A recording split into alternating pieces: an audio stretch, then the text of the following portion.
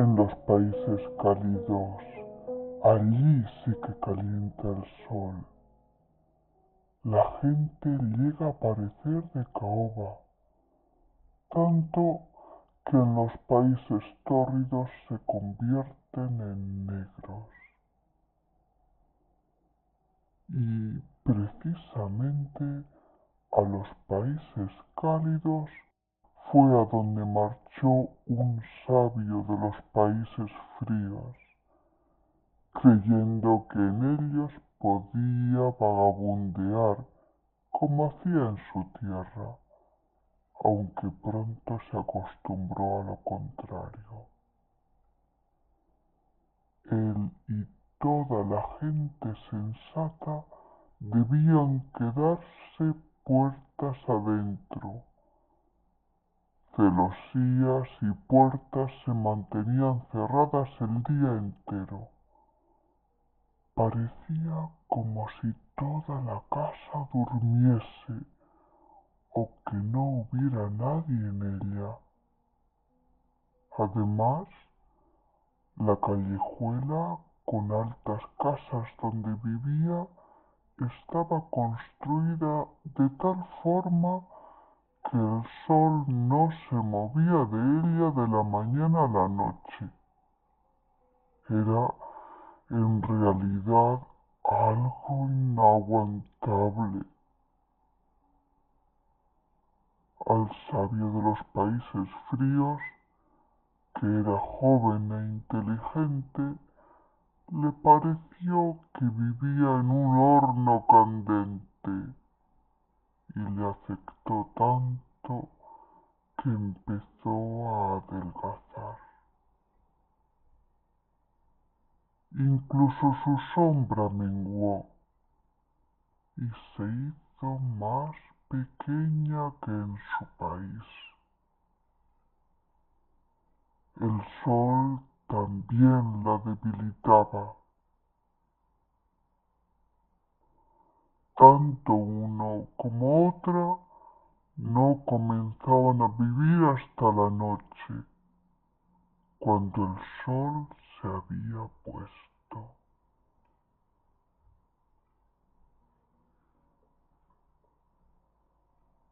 Era digno de verse.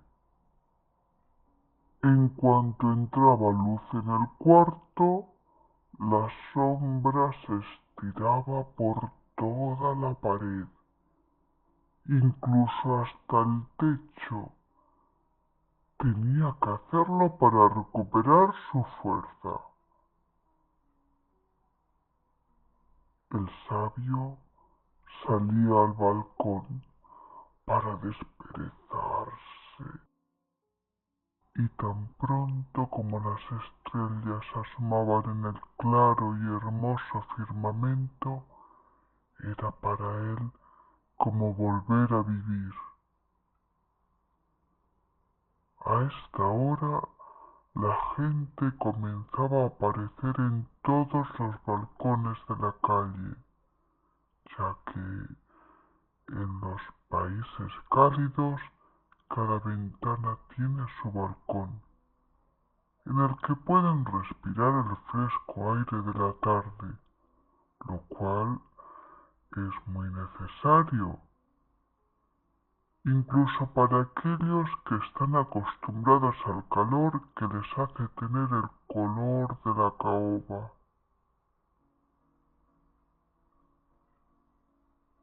Había gran animación, arriba y abajo.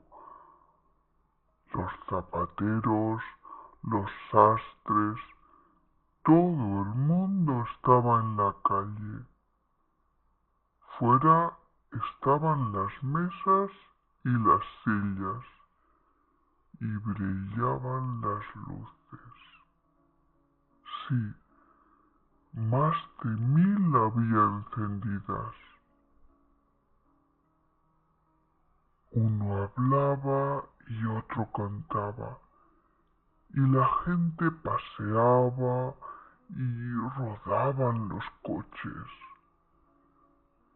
Los asnos pasaban, tilín, tilín, tilín, sonando los cascabeles. Había entierros y cantos fúnebres. Los chicos disparaban cohetes y las campanas daban vueltas. Sí, había una vida tremenda en la calle. Solo la casa frente a la del sabio extranjero estaba en silencio completo. Y sin embargo, alguien vivía en ella, porque había flores en el balcón que crecían espléndidamente al calor del sol, para lo que necesitaban ser regadas. Luego, alguien debía vivir allí.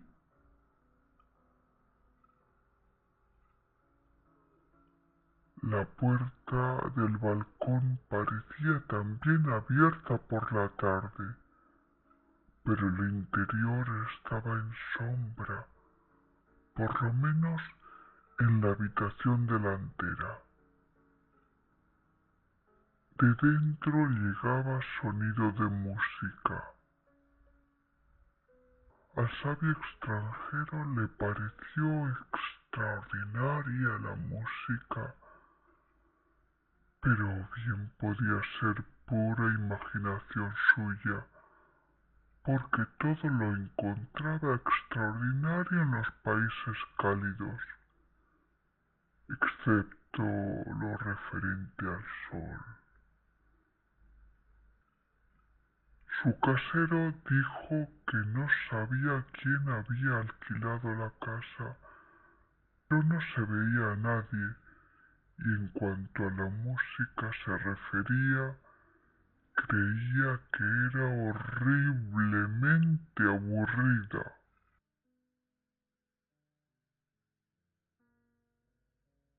Es como si alguien tratase de ensayar una pieza que no puede dominar, siempre la misma. Pues lo tengo que sacar, dice, pero no lo consigue por mucho que toque.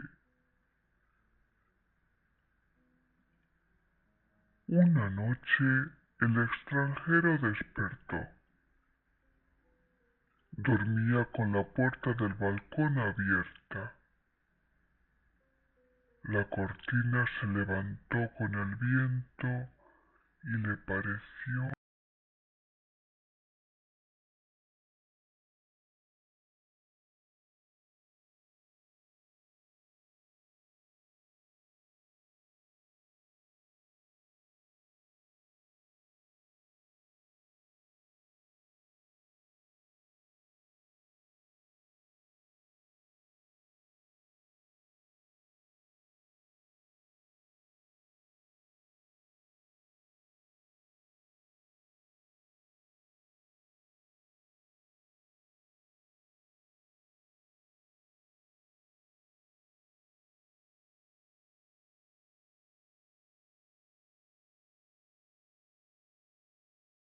que venía una luz fantástica del balcón de enfrente. Todas las flores resplandecían como llamas de los colores más espléndidos, y en medio de las flores se encontraba una esbelta, atractiva doncella que parecía también resplandecer.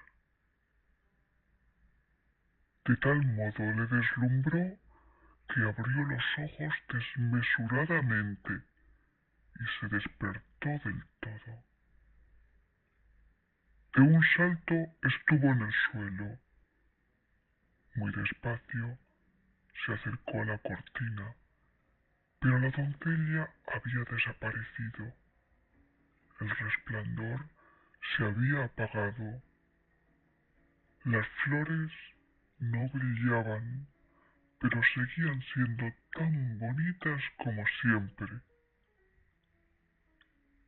La puerta estaba entornada y de las profundidades venía una música tan suave y encantadora que inspiraba los más dulces pensamientos. Era, sin embargo, como cosa de magia. ¿Y quién vivía allí?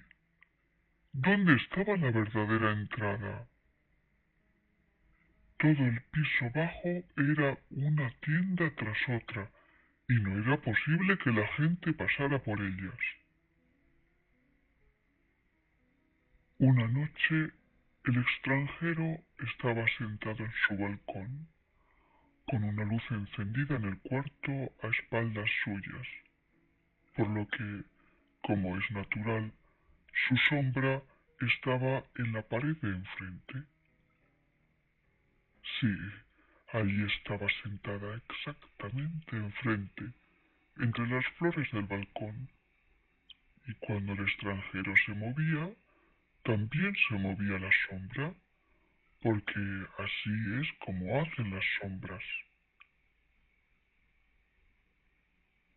Parece como si mi sombra fuese el único ser vivo que se viera enfrente, dijo el sabio.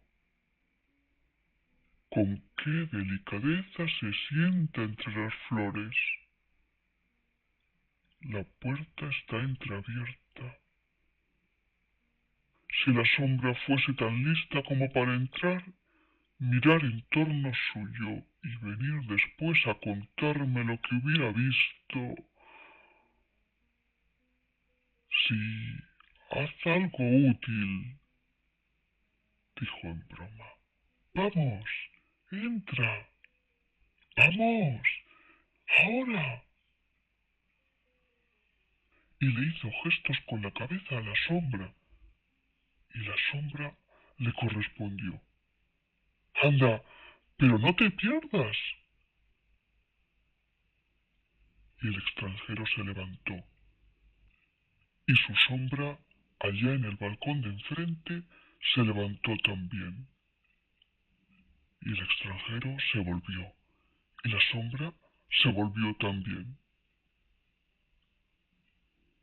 Si por casualidad alguien hubiera estado observando, habría visto claramente que la sombra se colaba por la puerta entornada en la casa de enfrente, al tiempo que el extranjero entraba en su cuarto y corría la larga cortina tras de sí.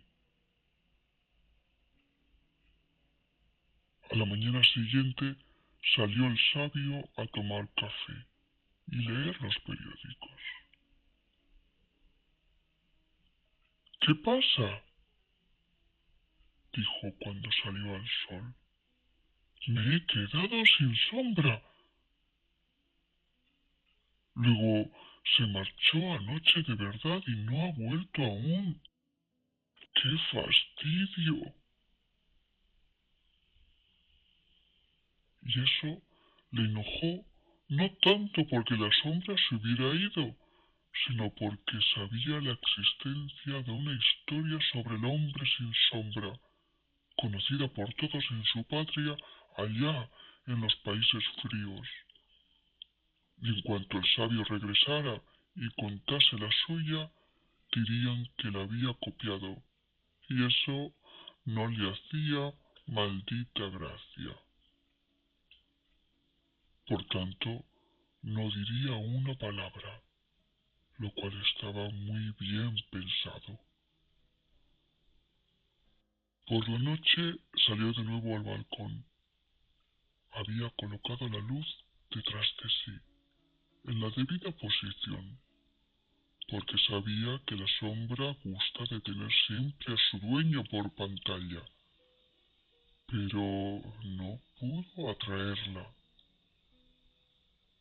Se encogió, se estiró, pero no había sombra alguna que volviera. Dijo: «Ahem, ahem», pero sin resultado. Era un fastidio.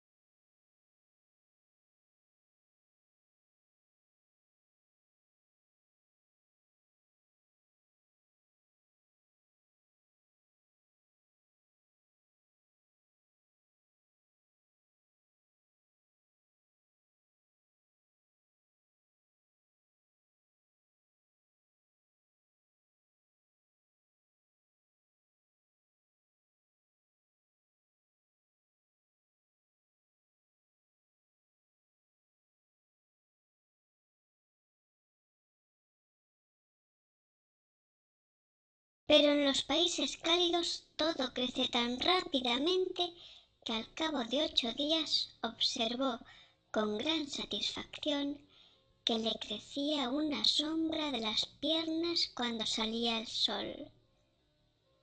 Quizá la raíz había quedado dentro.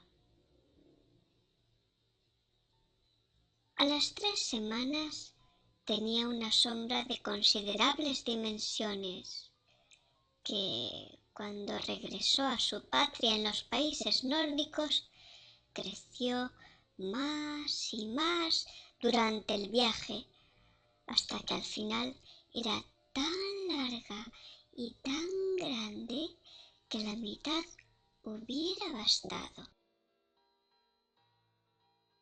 De esta forma regresó el sabio a su casa y escribió libros sobre cuánto había de verdadero en el mundo, lo que había de bueno y de hermoso, y pasaron días y pasaron años, pasaron muchos años. Una noche estaba sentado en su cuarto cuando llamaron muy suavemente a la puerta. «Adelante», contestó, pero nadie entró. Así que fue a abrir y vio ante él a un hombre tan sumamente delgado que quedó atónito. Por lo demás, el hombre iba espléndidamente vestido. Debía de ser una persona distinguida. «¿Con quién tengo el honor de hablar?», preguntó el sabio. «Ah, ya pensé que no me reconocería», dijo el hombre elegante. «Me he hecho tan corpóreo que hasta tengo carne y ropas. Seguro que nunca había pensado usted en verme en tal prosperidad. ¿No reconoce usted a su vieja sombra? No creía usted que volvería, ¿verdad? Me ha ido espléndidamente desde que estuve con usted. He sido en todos los sentidos muy afortunado. Si tuviera que rescatar mi libertad, podría hacerlo». Y repiqueteó un manojo de preciosos dijes que colgaban del reloj y pasó la mano por la gruesa cadena de oro que llevaba al cuello. ¡Uy! Todos los dedos fulguraron con anillos de diamantes, todos auténticos. No puedo hacerme idea de lo que significa esto», dijo el sabio. «Ya, no es nada corriente», dijo la sombra. «Pero usted tampoco es nada corriente. Y yo, bien sabe usted, desde que era así de chiquitito, he seguido sus huellas. En cuanto usted descubrió que yo estaba a punto para ir solo por el mundo, seguí mi camino. Me encuentro en una situación excepcionalmente afortunada, pero me ha acometido cierto deseo de volverle a ver antes de que usted muera, porque usted ha de morir. También me gustaría visitar este país, porque la patria siempre tira Veo que tiene usted otra sombra. ¿Le debo algo a ella o bien a usted? Hágame el favor de decírmelo.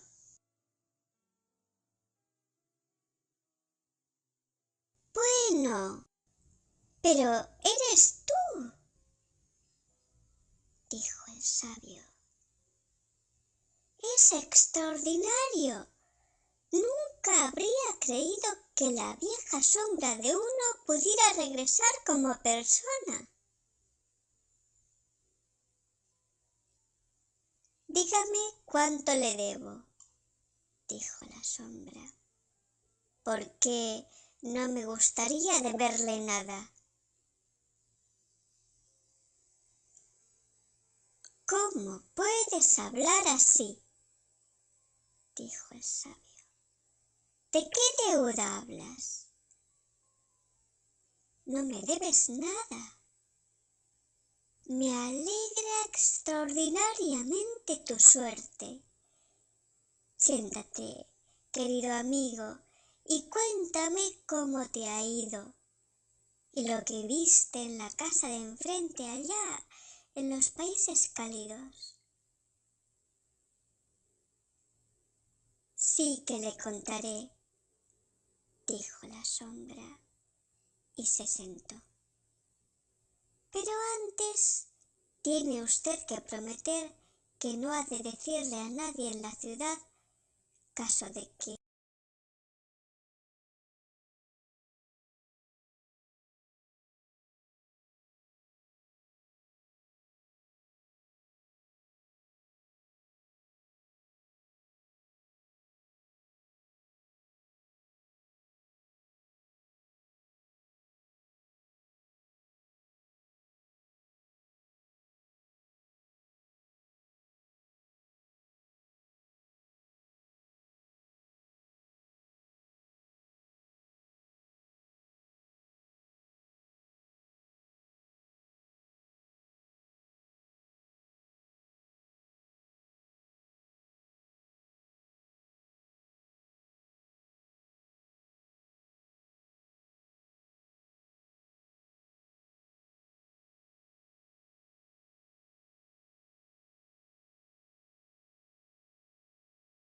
nos encontremos, que yo he sido su sombra. Pienso casarme. Puedo de sobra mantener a una familia. Estate tranquilo, dijo el sabio. No le diré a nadie quién eres en realidad. Esta es mi mano. Palabra de hombre. Palabra de sombra, dijo la sombra, que era lo que le correspondía decir. Era, por otra parte, de veras notable lo humana que se había vuelto la sombra. Vestía del más riguroso negro y el paño más selecto, botas de charol y sombrero que podía cerrarse hasta quedar reducido a corona y alas, sin hablar de lo ya mencionado, dijes, cadenas de oro y anillos de diamantes. Ya lo creo, la sombra iba extraordinariamente bien vestida y era precisamente esto lo que la hacía tan humana. Ahora voy a contarle, dijo la sombra, y plantó sus botas de charol lo más fuerte que pudo sobre el brazo de la nueva sombra del sabio, que yacía como un perro faldero a sus pies. Y esto lo hizo bien por orgullo, bien con la intención de que se le quedase pegada. Y la sombra del suelo permaneció quieta y en silencio, resuelta a no perder detalle. Deseaba, sobre todo, enterarse de cómo puede uno transformarse y llegar a convertirse en su propio señor. ¿Sabe usted quién vivía en la casa de enfrente?, dijo la sombra. La más bella de todas, la poesía. Estuve allí 3 semanas y su efecto ha sido como si hubiera vivido 3000 años y hubiera leído cuanto se ha contado y se ha escrito. Lo digo, y es cierto, Lo he visto todo y lo sé todo. ¡La poesía!, gritó el sabio. Sí, sí, vive con frecuencia en las grandes ciudades, en soledad. La poesía. Sí, la vi tan solo un instante, pero el sueño pesaba en mis ojos.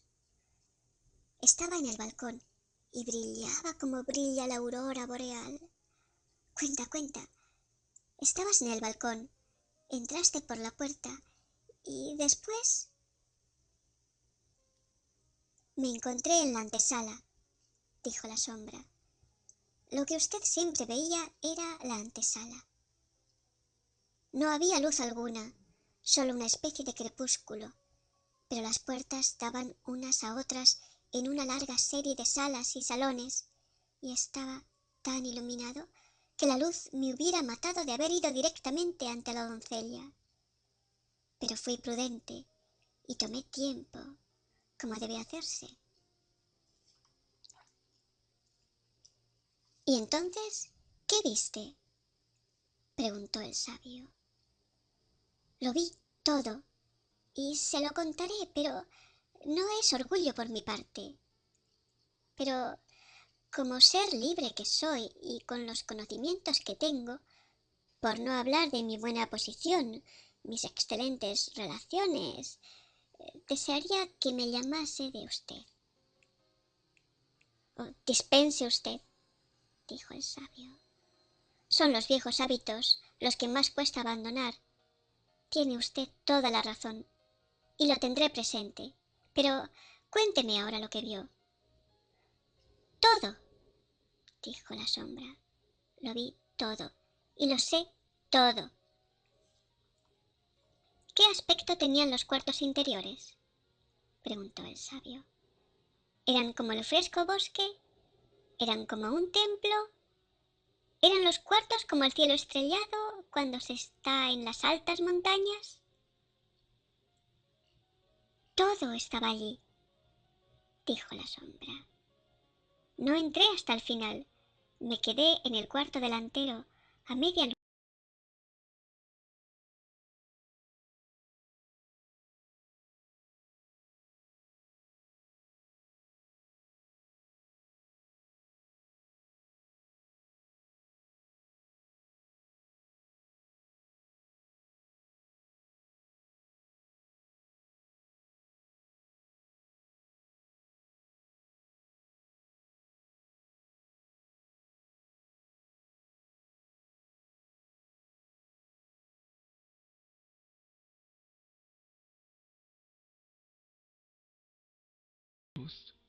pero era un puesto excelente.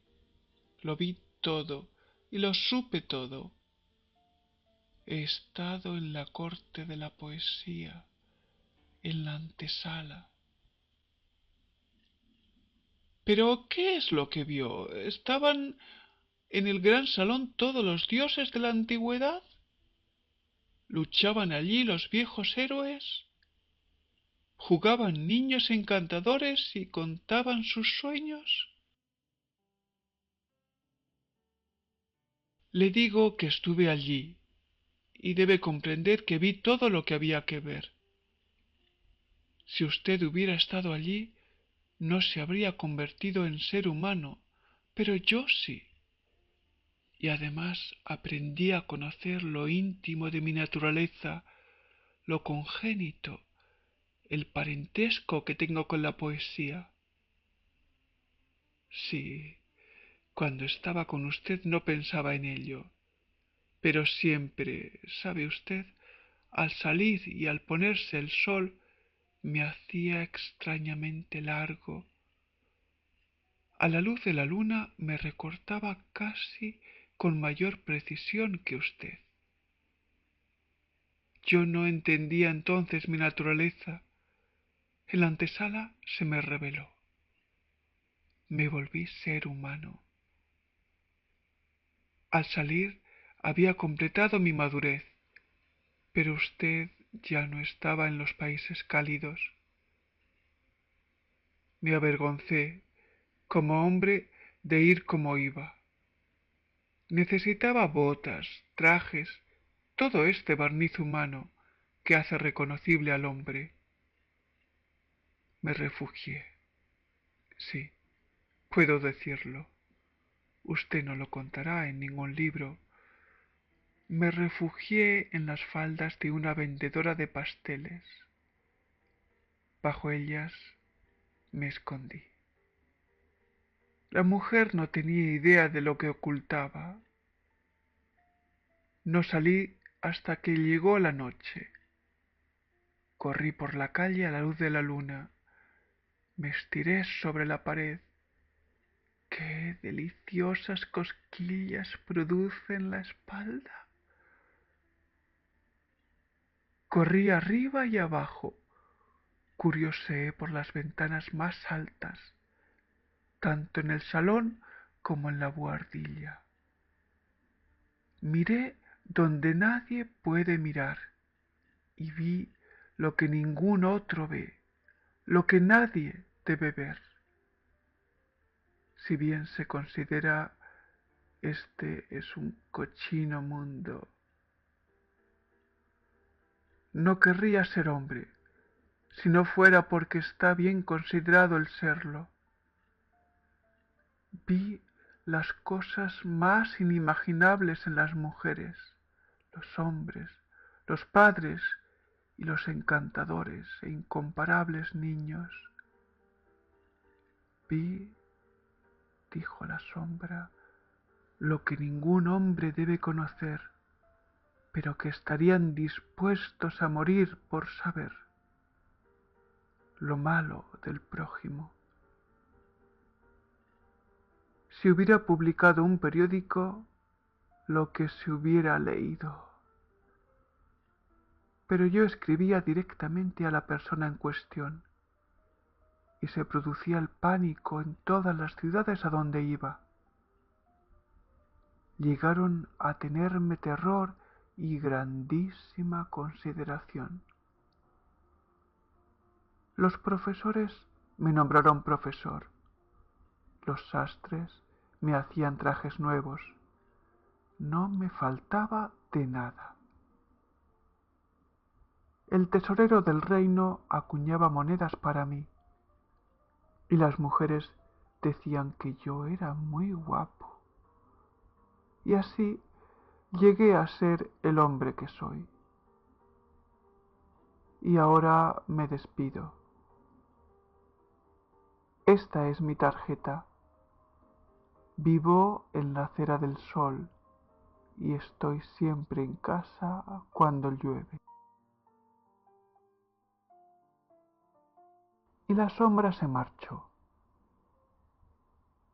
¡Qué extraordinario!, dijo el sabio. Pasó tiempo y tiempo y la sombra volvió. ¿Cómo le va?, preguntó. ¡Ay!, dijo el sabio. Escribo acerca de lo verdadero, lo bueno y lo bello, pero nadie se interesa por mi obra. Estoy desesperado, porque son cosas a las que concedo gran importancia. Pues a mí no me ocurre igual.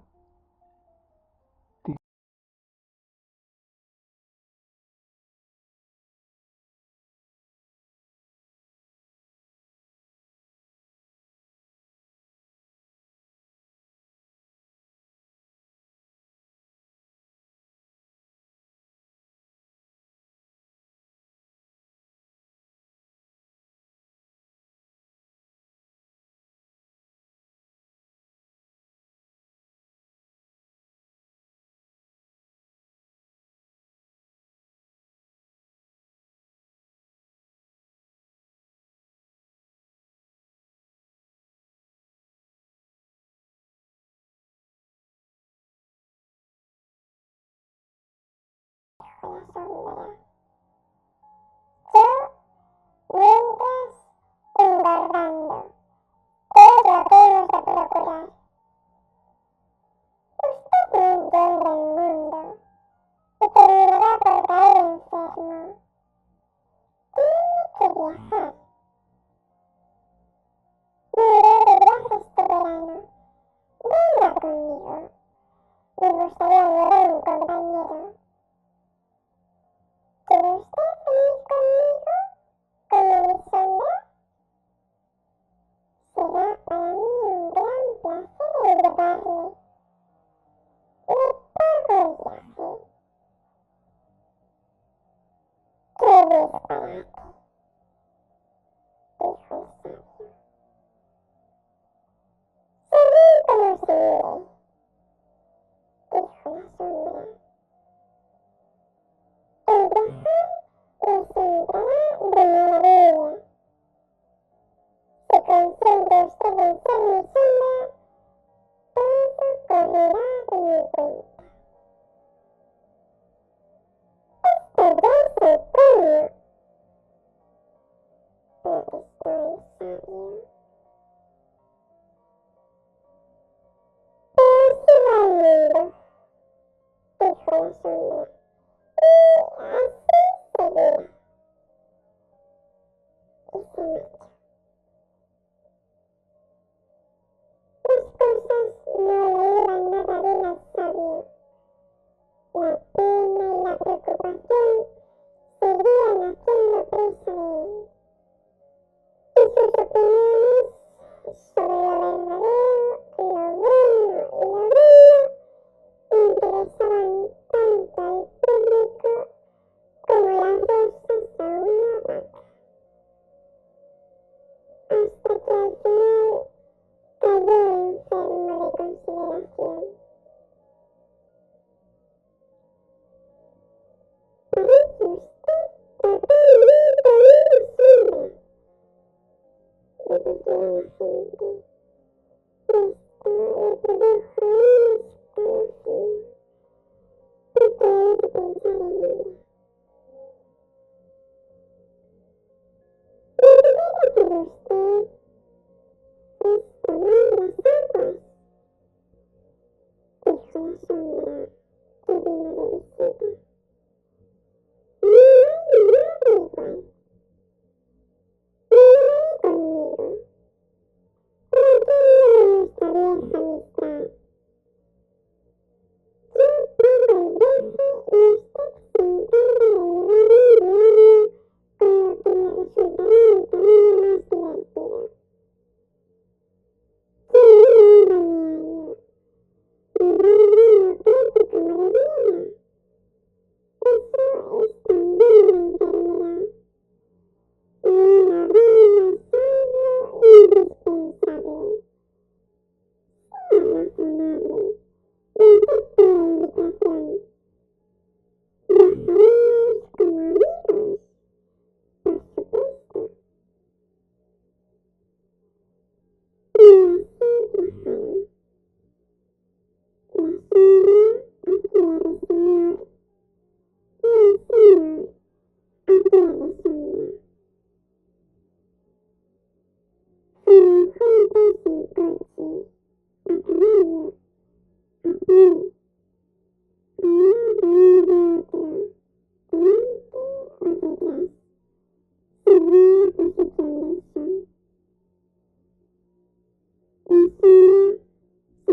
pararse siempre en el reflexión, mientras el sabio no prestaba atención a semejante cosa. Tenían para ser obstante, era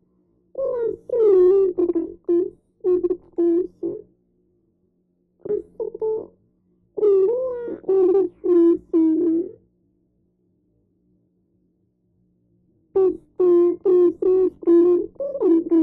puesto que nos hemos convertido en compañeros de viaje, y además hemos crecido juntos desde la infancia, ¿por qué no nos tuteamos? Sería más íntimo.